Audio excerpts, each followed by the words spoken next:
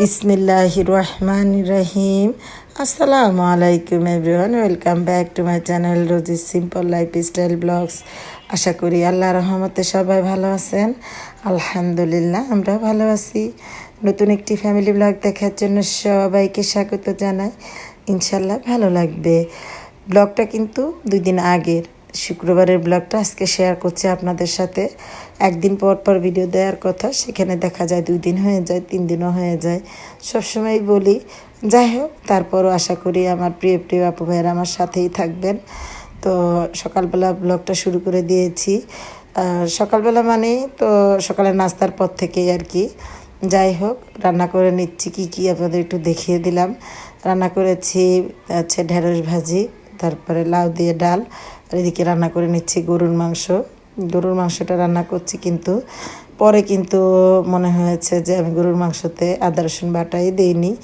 যাই হোক, আদা রসুন ছাড়াই গরুর মাংসটা রান্না করেছিলাম। তো গ্রেভিটা অনেক ভালো হয়েছিল, খেতেও কিন্তু বেশ মজা হয়েছিল। বোঝাই যায়নি যে আদা রসুন বাটা দিইনি। তো আজকে একটা মজার রেসিপি শেয়ার করব, সেটা হচ্ছে মাছের ভর্তা। তো মাছের ভর্তাও ছিল। তো ভর্তাটার এই যে এখন তেলাপিয়া মাছটা আমি ভেজে নিচ্ছি লবণ মরিচ দিয়ে, আর একটু হলুদের গুঁড়াও দিয়েছিলাম, দিয়ে ভেজে নিয়েছি। তারপরে এই যে এখানে মরিচ, এখানে শুকনো মরিচ দিয়েছি, আপনারা ইচ্ছা করলে কাঁচা মরিচও দিতে পারেন। আর দিয়ে দিচ্ছি পেঁয়াজ, কাঁচা পেঁয়াজটা একসাথে মরিচ এবং পেঁয়াজটা তেলের ভিতরে ভেজে নিব। তো পেঁয়াজ আর মরিচটাকে এভাবে নিয়েছি, তারপর একটু দিয়ে দিলাম পরিমাণ মতো লবণ। লবণটা একটু বুঝে শুনে দিতে হবে, কারণ আমি মাছ কিন্তু লবণ দিয়ে ভেজেছি, তো এই জন্য পরিমাণ মতো লবণ দিয়ে দিয়েছি। দিয়ে এই যে পেঁয়াজটা আর হচ্ছে শুকনো মরিচটা একটু ভেজে নিচ্ছি। তো ভাবলাম যে যেহেতু মাছ শুধু থাকবে, একটা আলু দিয়ে দিই। তো একটা আলুকে যে কুচি করে দিয়ে দিয়েছি এই পেঁয়াজ আর মরিচের সাথেই। তো যেহেতু আলু দিয়েছি, একটু সময় নিবে ভাজি করতে, তো সামান্য একটু পানি দিয়েছি। এই পানিতেই সিদ্ধ হয়ে যাবে আলু, আর পেঁয়াজটা তো ভাজা ভাজাই হবে, মরিচটাও। তো এই যে দেখুন, অল্প একটু পানি দিয়েছি। আর পাশ দিয়ে এই যে গরুর মাংসটা রান্না করে নিয়েছি।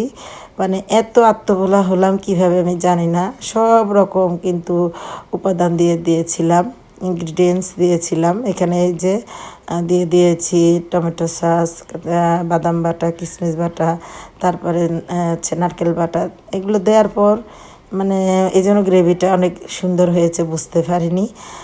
আর আমি যে একেবারে আদা রসুন বাটা দিইনি সেটা ভুলে গিয়েছিলাম।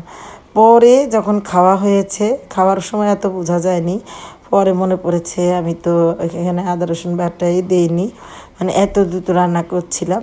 যাই হোক, যদিও আদা রসুন বাটা দিইনি, তারপরে দেখুন মাশাআল্লাহ আমার তরকারি কালারটা কত সুন্দর হয়েছে, এবং এই যে গ্রেভিটা অনেক ঘন হয়েছে। যাই হোক, এতটুকু আমি রাখবো না, আরও কমিয়ে নিব।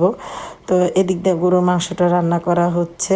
তো এদিক দিয়ে যে বললাম গরুর মাংসটা রান্না করা হচ্ছে, আর ওদিক দিয়ে আমার আলু, তারপরে পেঁয়াজ আর মরিচটা ভাজা হয়ে গিয়েছে।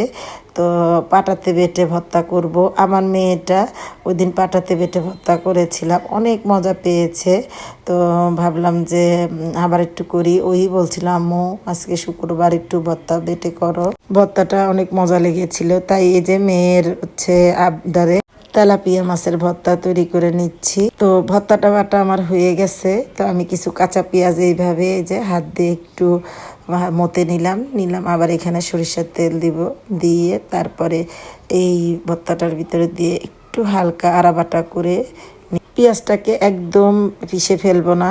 তো আড়াবাটা করে নিয়েছি। এই যে আমার ভর্তাটা যেমন লোভনীয় দেখতে হয়েছে, খেতেও কিন্তু বেশ মজা হয়েছে। ইচ্ছে করলে আপনারা এভাবে ভর্তা বেটে নিতে পারেন এই রেসিপি দেখে। আমি জানি আমার প্রিয় প্রিয় আপু ভাইয়ারা আমার চেয়ে ভালো রান্না করতে পারেন।